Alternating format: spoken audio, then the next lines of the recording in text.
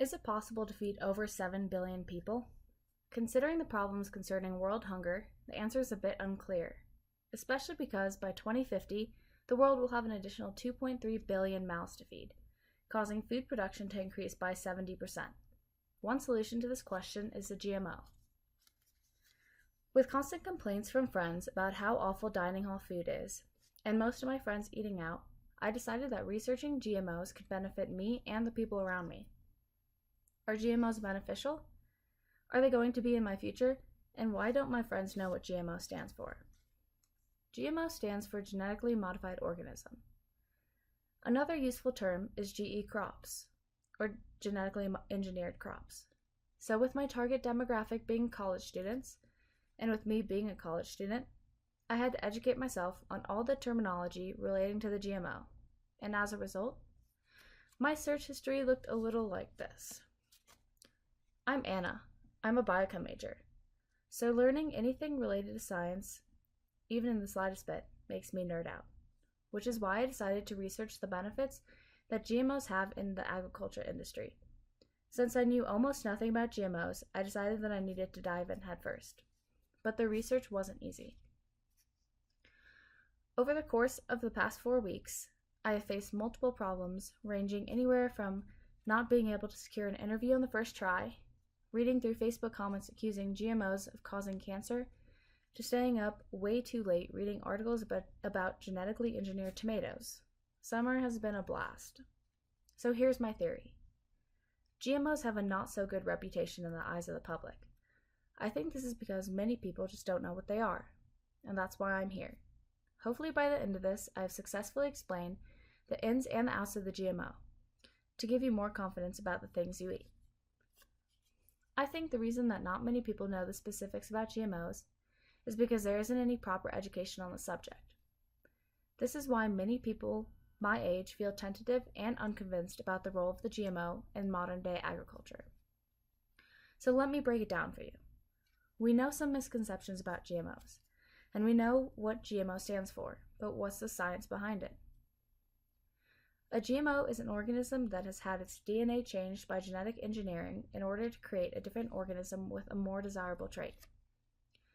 This trait is introduced by expressing a protein in that organism that was not naturally there.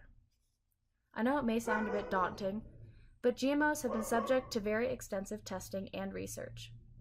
Without this, GMOs wouldn't even be a part of our lives. GMOs may still be relatively young research-wise, but they have already changed the face of the agriculture industry entirely. I believe that since they are used today, they will definitely be a part of our future. So let's talk benefits. Farmers need to meet production demand and accomplish this without going outside of a budget. This is where GE crops are perfect. Genetically modified seeds increase crop yield significantly, while not increasing the area of expansion.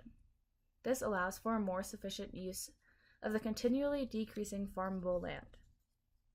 There are also endless possibilities that biotechnology offers, including the production of clean fuel and biodegraders. GMOs have the potential to be used to produce recombinant vaccines. It would definitely be easier to give an oral vaccine by eating a fruit or a vegetable, especially in developing countries. I know a topic of discussion amongst my fellow students is world hunger and poverty. GE crops offer a simple solution to these two problems. By increasing the world's capability to produce food, while simultaneously not depleting it of its sources, GE crops can conserve the available space that is utilized today. And as yields increase, so does a crop's resistance to weeds, diseases, and pests. In addition, there is improved control of soil and water pollutants.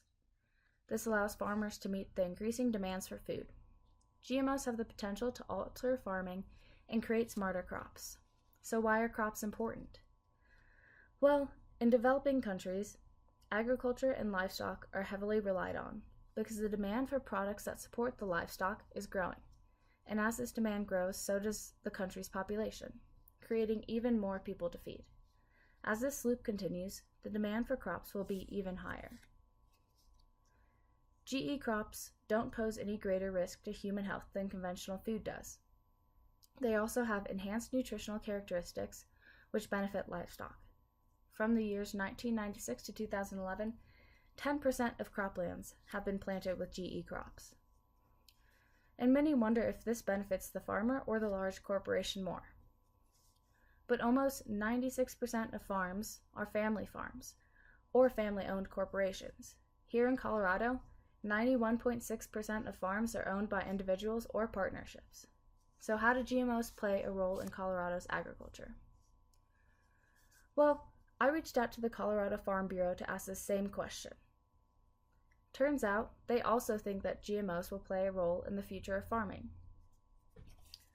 Over 13.3 million farmers already use biotechnology to increase yields, all while decreasing the impact that farmers have on the environment that surrounds them. They also have a program called the Young Farmer and Rancher Program.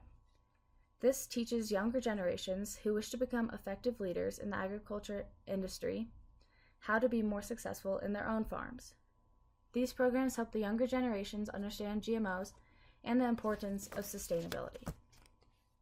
Although I support GMO research, I still support organic farms and businesses such as Chipotle and Whole Foods, which happen to be GMO-free.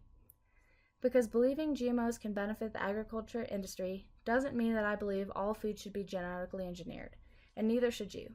I mean, unless you want to. My goal isn't to convert you into profound believers of the GMO.